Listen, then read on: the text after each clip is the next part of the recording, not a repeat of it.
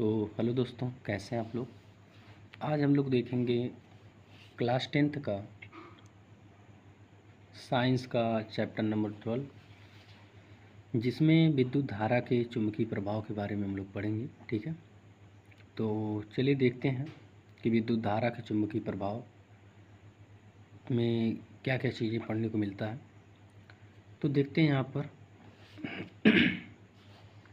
विद्युत के पहले अध्याय में हमने विद्युत धारा के तापीय प्रभावों के बारे में अध्ययन किया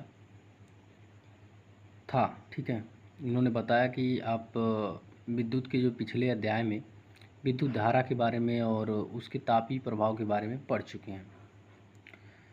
विद्युत धारा के अन्य प्रभाव क्या हो सकते हैं, मतलब विद्युत धारा से क्या क्या हो सकता है, तो उसके बारे में देखना है। ठीक है, हम जानते हैं कि विद्युत धारावाही तार चुंबक की भांति व्यवहार करता है। कह रहे हैं कि जो विद्युत धारावाही तार होते हैं वो चुंबक की तरह कार्य करते हैं। तो जैसे कोई तार है, उसमें विद्युत धारा अगर प्रवाहित कर दिया गया है तो जो तार होगा वो चुंबक की तरह व्यवहार करने लगता है। ठीक है, वो बात यहाँ कह रहे हैं। इस तथ्य का पुनः अवलोकन करने के लिए आइए एक क्रियाकलाप करते हैं। मतलब इस तथ्य को हम लोग जानने के लिए एक अवलोकन करेंगे। ठीक है, तो यहाँ पर देखिएगा, लिखा है कि धातु के चालक से विद्युत धारा प्रवाहित करने पर दिक्सूचक सुई विक्षेपित होती है। मतलब जो दिक्सूचक सुई है यहाँ पर उसको लिया गया है और धातु का चालक, धातु का ही चालक होगा, धातु का वायर लिया गया है, उसमें विद्युत धारा प्रवाहित किया गया तो जो सुई है वो विक्षेपित हो गई।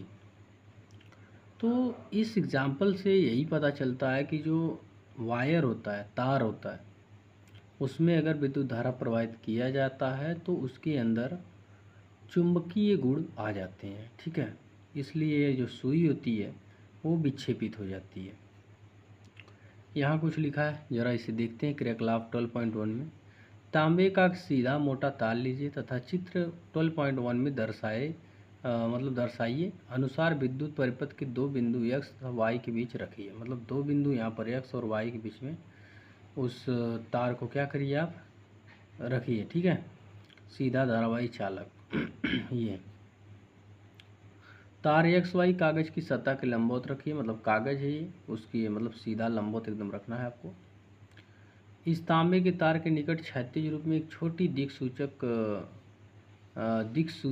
रखिए। इसकी सुई की स्थिति नोट कीजिए। मतलब उसको रखना है और उसकी स्थिति को आपको नोट करना है कि किधर की तरफ आप उसे रखे हुए हैं। प्लग में कुंजी लगाकर विद्युत परिपथ में विद्युत धारा प्रवाहित कराइए। मतलब प्लग में लगा दीजिए उसको और विद्युत धारा उसमें प्रवाहित कर लीजिए। दिक्सूचक सुई की स्थिति में परिवर्तन का परीक्षण कीजिए। तो दिक् सुई आपने देखा कि वो क्या हो गई थी, विक्षेपित हो जाती है। ठीक है, तो इतनी बातें आपको पता चल गई होंगी। चलिए आगे बढ़ते हैं। हम देखते हैं कि सुई विक्षेपित हो जाती है। इसका क्या तात्पर्य है? इसका तात्पर्य यानी इसका जो अर्थ है कि तांबे के तार से प्रवाहित विद्युत धारा ने चुंबकीय प्रभाव उत्पन्न किया है। जो तांबे के तार से प्रवाहित हुआ है विद्युत धारा, वो जो तांबा का तार था वो चुंबकीय प्रभाव उत्पन्न किया है। इस प्रकार हम यह कह सकते हैं कि विद्युत और चुंबकत्व एक दूसरे से संबंधित है। यानी विद्युत और चुंबकत्व क्या है, एक दूसरे से संबंधित हैं। तब गतिमान चुंबकों के विद्युतीय प्रभाव, और यहाँ पर देखिएगा एक फेमस वैज्ञानिक के बारे में लिखा हुआ है, तो उसे हम लोग पहले पढ़ लेंगे, फिर उसके बाद आगे बढ़ेंगे। लिखा है हैंस क्रिश्चियन ऑर्स्टेड 1777 से 1851 तक का इनका लाइफ रहा और कुछ बातें इनके बारे में लिखा है। 19वीं शताब्दी के अग्रणी वैज्ञानिकों में से एक हैंस क्रिश्चियन ऑर्स्टेड ने वैद्युत चुंबकत्व को समझने में एक निर्णायक भूमिका निभाई। सन 1820 ईस्वी में उन्होंने अकस्मात यह खोजा कि किसी धातु के तार में विद्युत धारा प्रवाहित करने पर पास रखी दिक्सूची में विक्षेप उत्पन्न हुआ। उन्होंने यही मतलब एक्सपेरिमेंट जो ऊपर मैंने दिखाया ये करके इन्होंने देखा। अपने प्रेक्षणों के आधार पर ऑर्स्टेड ने यह प्रमाणित किया कि विद्युत तथा चुंबकत्व परस्पर संबंधित परिघटनाएं हैं, माने विद्युत और चुंबकत्व दोनों संबंधित हैं एक दूसरे से। उनके अनुसंधान ने आगे जाकर नई नई प्रौद्योगिकियों जैसे रेडियो, टेलीविज़न, तंतु प्रकाशिकी आदि का सृजन किया। देख लीजिए कितनी बड़ी बड़ी खोजें इनकी वजह से हुई हैं। उन्हीं के सम्मान में चुंबकीय क्षेत्र की तीव्रता का जो मात्रक होता है ऑर्स्टेड रखा गया है। इनके सम्मान में ही चुंबकीय क्षेत्र की जो तीव्रता है, ठीक है, तो उसको हम लोग क्या किस में मापते हैं? ऑर्स्टेड में, ऑर्स्टेड में, ठीक है। तो अब आगे देखेंगे। तो हमने यहाँ पर देखा था कि विद्युत और चुंबकत्व तो एक दूसरे से संबंधित हैं। तब गतिमान चुंबक के विद्युतीय प्रभाव जो है, गतिमान चुंबक के विद्युतीय प्रभाव की उत्क्रमित संभावना के विषय में आप क्या कह सकते हैं? यहाँ पर कहा जा रहा है कि आप देखेंगे कि गतिमान जो है चुंबक के विद्युतीय प्रभाव की उत्क्रमित संभावना के विषय में आप क्या कह सकते हैं? इस अध्याय में हम चुंबकीय क्षेत्रों तथा इसी प्रकार के विद्युत चुंबकीय प्रभावों का अध्ययन करेंगे, ठीक है। हम विद्युत चुंबकों तथा विद्युत मोटरों के विषय में भी अध्ययन करेंगे जो विद्युत धारा के चुंबकीय प्रभावों पर आधारित होता है, ठीक है। इसके साथ ही हम विद्युत जनित्र के विषय में भी जानकारी प्राप्त करेंगे। विद्युत जनित्र समझ रहे हैं, और जो गतिमान चुंबकों के विद्युतीय प्रभाव पर आधारित है। तो इन सब टॉपिक्स पर हम लोग अध्ययन करेंगे। किन टॉपिक्स पर?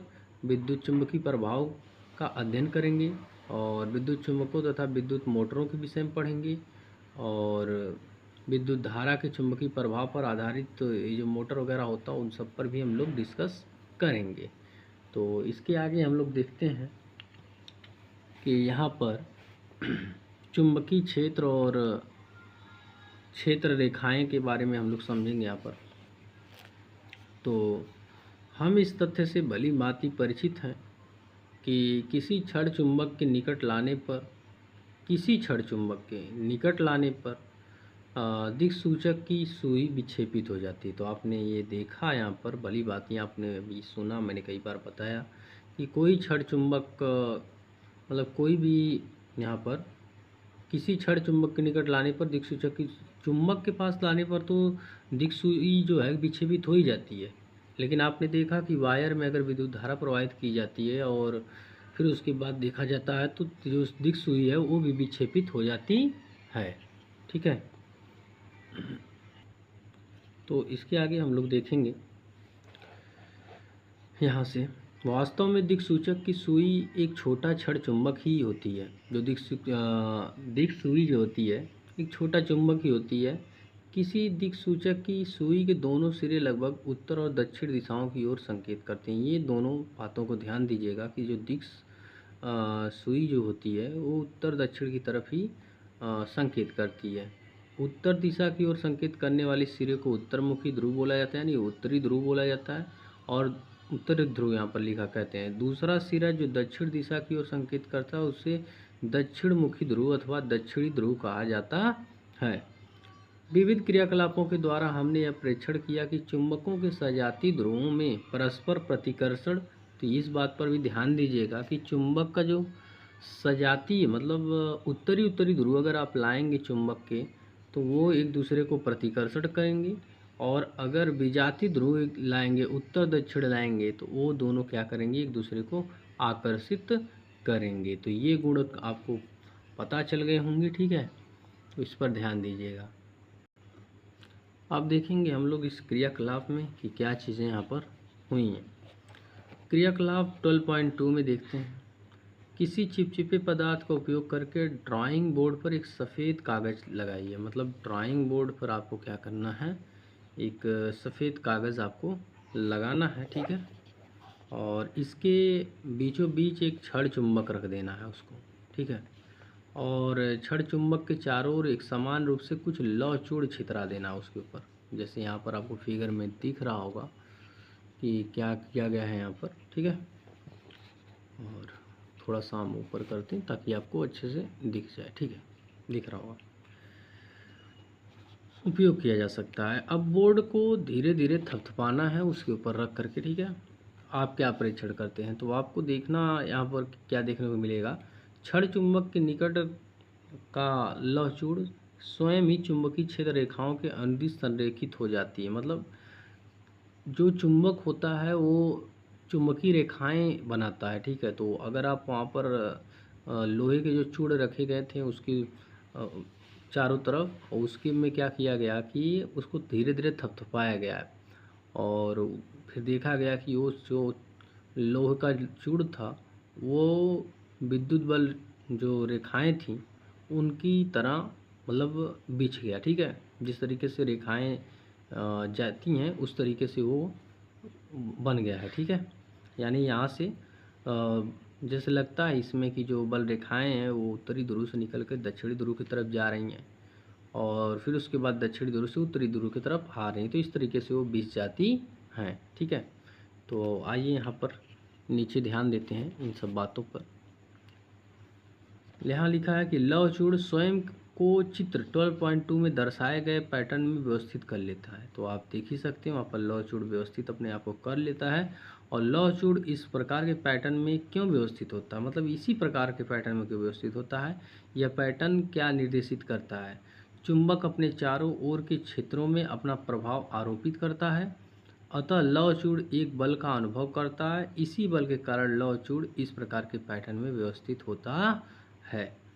किसी चुंबक के चारों ओर का वह क्षेत्र जिसमें उसके बल का संसूचन किया जा सकता है, उनके बल का क्या किया जा सकता है संसूचन किया जा सकता है, उस चुंबक का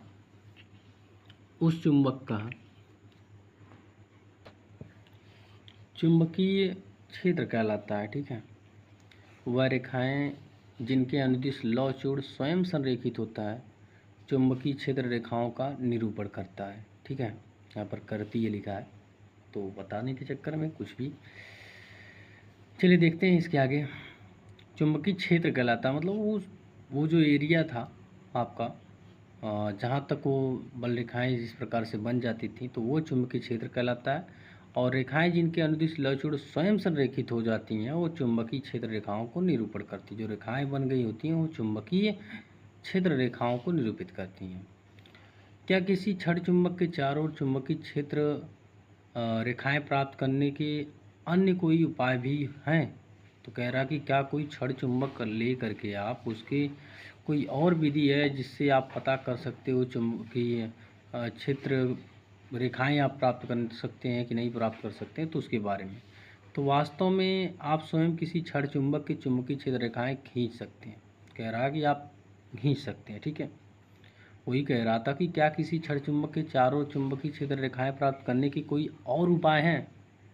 चुंबकीय क्षेत्र के चारों ओर क्षण चुंबक के चारों ओर चुंबकीय क्षेत्र रेखाएं जो बन रही हैं उसको प्राप्त करने के कोई और उपाय हैं। तो कह रहा है हाँ, और भी उपाय हो सकते हैं यहाँ पर, ठीक है। तो देखते हैं। तो इस क्रियाकलाप को हम लोग देखते हैं 12.3 को। एक क्षण चुंबक तथा एक छोटी दिक्सूची लीजिए। किसी चिपचिपे पदार्थ से ड्राइंग बोर्ड पर चिपकाए गए सफ़ेद कागज़ के बीचों बीच इस चुंबक को रखिए।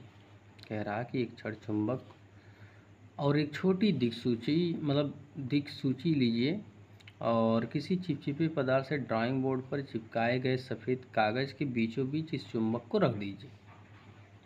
चुंबक को आप चिपका करके उसके चारों तरफ उसको क्या कर रही है, रख दीजिए, ठीक है। यहाँ पर आपको दिख रहा होगा एक चुंबक है, चुंबक के चारों तरफ ये सुइयाँ रखें।